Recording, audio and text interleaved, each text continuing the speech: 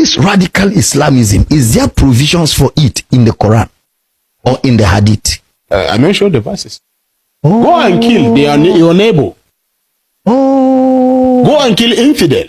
Different verses in the Quran that mention almost 10 places in the Quran that Quran mention go and kill. In the Quran chapter 2 verse 119 say that slay the unbelievers wherever you find them. In the Quran chapter 5 verse 33 say men and crucify the infidel if they criticize Islam.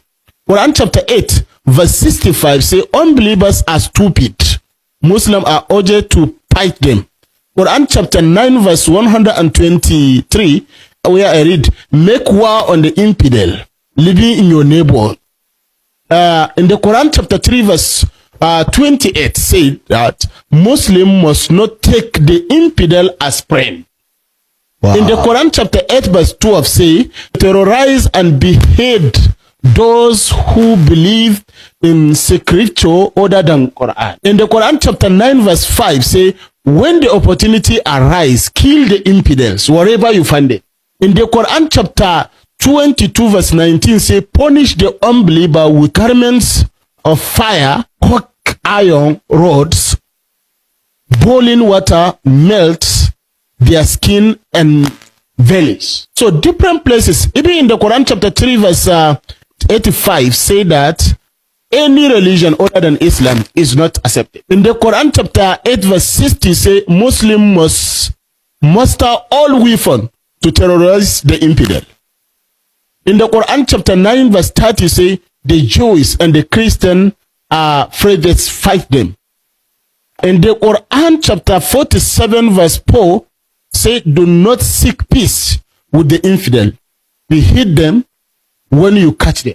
This is Quran. This is not even Hadith. This is not Hadith. This is Quran. When you go to the Hadith, say that even when you are walking around, a Christian or Jewish come close, don't give him away. Just push him and go. This is what Hadith say. So all those jihadist terrorists, ISIS, Al-Qaeda, Ansaruddin, Harakat al-Mujahideen, Hamas, Boko Haram, ISWAP, Lakurawa, Kidnapper, all even this Bello Turji, they used to mention Allahu Akbar when they are killing people. Yes. So all this genocide that is happening in northern part of Nigeria, all of those things is teaching from Islamic. Wow. Is the problem that affect Niger, is the problem that affect Burkina Faso, Mali, all West African countries. So we are not in peace. When you go to Southern Africa, you will see peace there.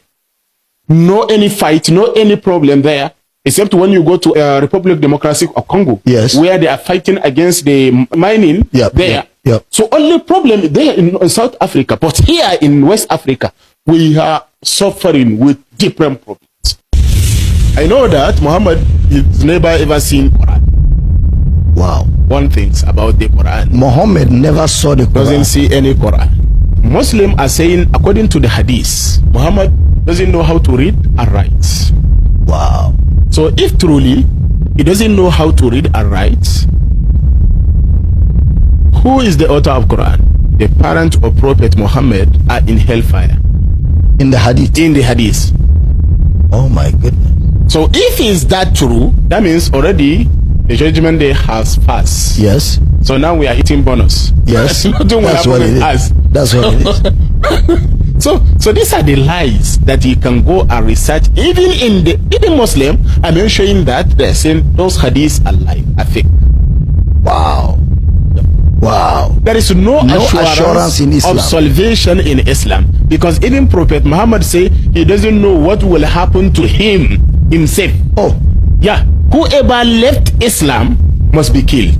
The Hadith said that. Yes, this is what Hadith said. But the Quran said Islam is not by force. So why the contradiction? This is the reason why some of Muslims, they are not agree with Hadith. They just believe in Quran. Like one sheikh that in Kasina, Sheikh Ibrahim Yahya Masusuka. Yes. He say Hadith all are lie. There is nowhere in the Quran that men show go and pray 5 times a day. No, wait. Yeah. there's nowhere in the Quran Yeah. where a Muslim is asked to pray 5 times a There day. is nowhere. So why are they praying 5 times a day? I don't know. Because when you look at the Quran, even Prophet Muhammad, he didn't do that 5 times prayer.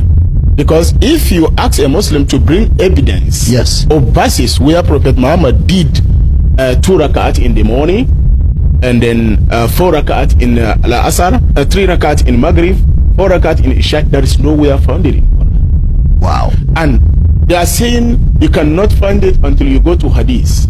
And Hadith, the author of that Sahihul Bukhari, where they mention that 5 times prayer, they get that for Bukhari after 200 years of date of Prophet Muhammad.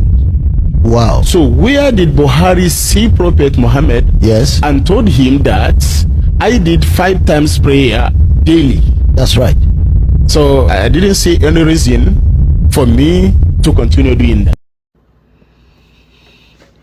That's why I don't believe in one Nigeria right from time. I don't believe in it. To be honest with everybody, there has never been a time that I believed in one Nigeria. I don't believe in it. How you wanna tell me that you're one with somebody that wake up in the morning to go read this kind of book about how to kill? How we won? How it's just like you? We have been lying to ourselves. Have been forcing ourselves to be one, but we cannot be one. That is number one major problem of the country. We forcing ourselves to be one, knowing very well that we cannot be one. Never. Never. You can't be one with Muslims. You can't. You can live with Muslims. That's what I believe. I believe Christians and Muslims can live together. They can live together and they understand each other together, but they cannot own one thing together. It's two different things. You come in the country, you say, if you come in the country and say, oh, this is a Muslim country, yeah, it's a Muslim country, so they have their rule, they have their laws. So as a Christian, when you travel into that country as a Christian, you will know that you are traveling to a Muslim country, then you have to obey and abide by their laws. Then if not, you don't need to go over there. Then if you come to a country and say this is a Christian country, then they have their rules and their laws that governs the land.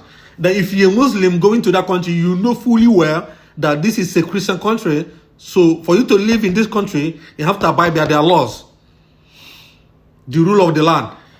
But that is the only place that I blame British government that colonized Nigeria. It came to a country, Nigeria, that has Muslim and the Christians, and you brought them together and said they are one. It can't work. It can't work. I mean, it can never work. There is no two ways about it.